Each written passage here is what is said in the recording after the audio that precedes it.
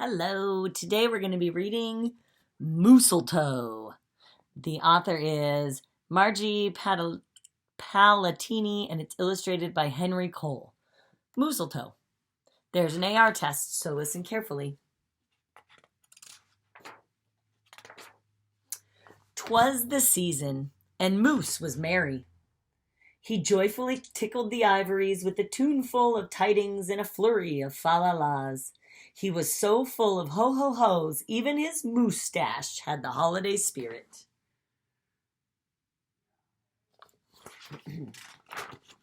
But Moose was more than just a bit merry and bright.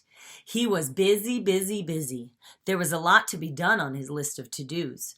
But with orderly organization, a bit of regimentation, lots of imagination, and just plain old Moose know-how, getting ready for the big day should have been simple. Easy.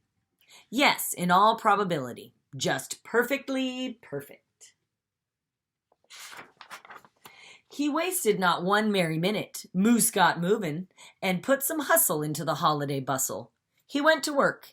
He wrote cards and letters till his hooves hurt. Check. He shopped till he dropped. Check. He hauled home boxes and bags and presents galore. Moose had gifts for everyone stacked from ceiling to floor. Check, check, check. Then he rapped, yo, yo, yo, and he ribboned, ho, ho, ho. And on each and every package, he tied a big, beautiful bow. Check and double check. So far, so simple, so easy, so perfectly perfect.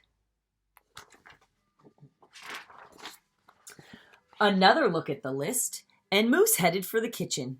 He pulled out the pots, pans, and bowls, sifted through stacks and racks of cookbooks. He whisked with his left, spooned with his right. Moose baked tons of tins of cookies. Check. Dozens of cakes, breads, and sweets. Check, check, check. He made jellies, sticky jams. Moose roasted a goose and some chestnuts. He toasted marshmallows and yams. Check, check, check. Triple check. Yes, yes. So simple, so easy, and but of course, so perfectly perfect. Decorations were up next on his list of things to do and get done.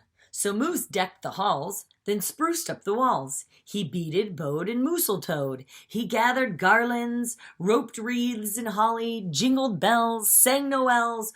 Oh, good golly, this Moose was jolly. Check, check, check, check, check, check, check.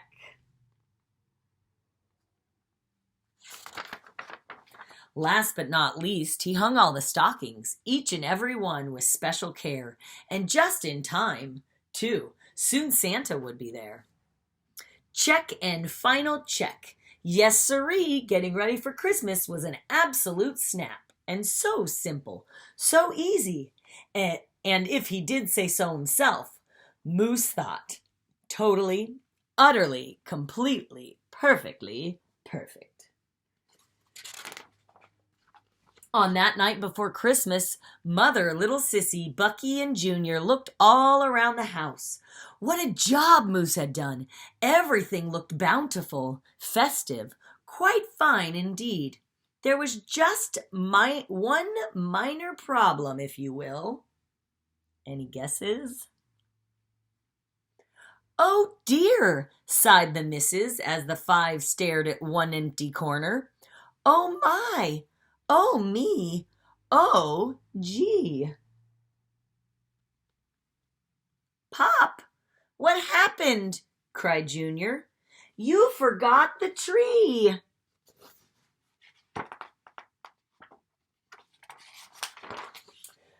Oops. Where would they hang the tinsel? String the popcorn? Light the lights?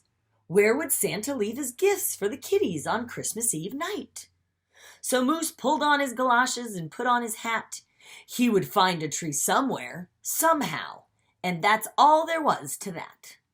So out went the Moose, bravely blustery, blowing winds and the cold, trudging through snowdrifts, courageous and bold.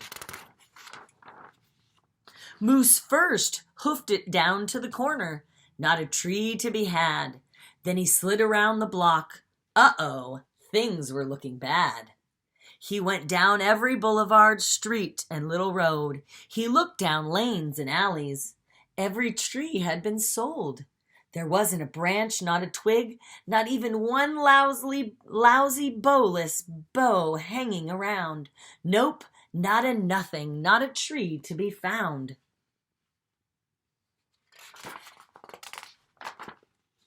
No tree, sighed a sad moose as he came home empty-handed that snowy eve. The kids tried to make the best of it. They said, "Oh, so who needs a tree?" But Moose could plainly see they were short on the glee.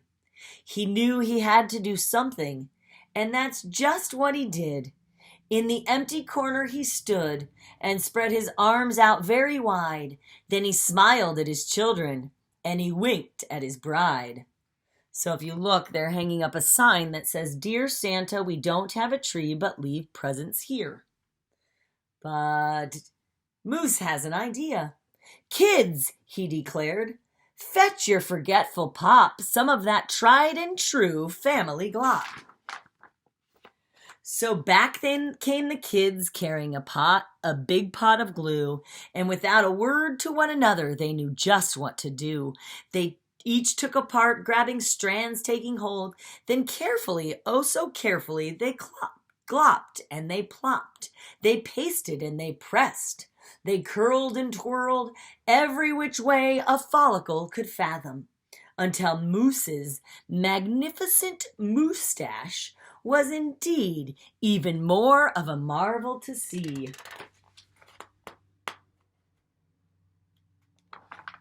Moose was just a few needles shy of being an evergreen tree. They strung Moose with lights from his head to his toes and draped him with tinsel, beginning right with his nose. They hung balls that were shiny and bells that twinkled, candy canes, berries, and plums sugar sprinkled. Then they all stood back. Junior plugged in his pop. Ooh, ah, yes, Moose was truly one incredible sight. He was glorious and glowing, and boy, oh boy, was he ever bright. Then Junior placed the star on top of Moose's head. He gave him a kiss and a pat, and they all headed off to bed. Except Moose, of course.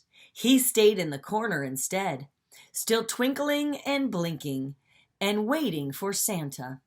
Oh, so it wasn't so simple, and it wasn't so easy.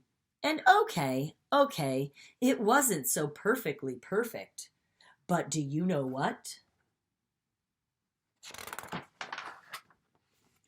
It was pretty close. Ho, ho, ho. Good luck on your AR test. Mooseltoe.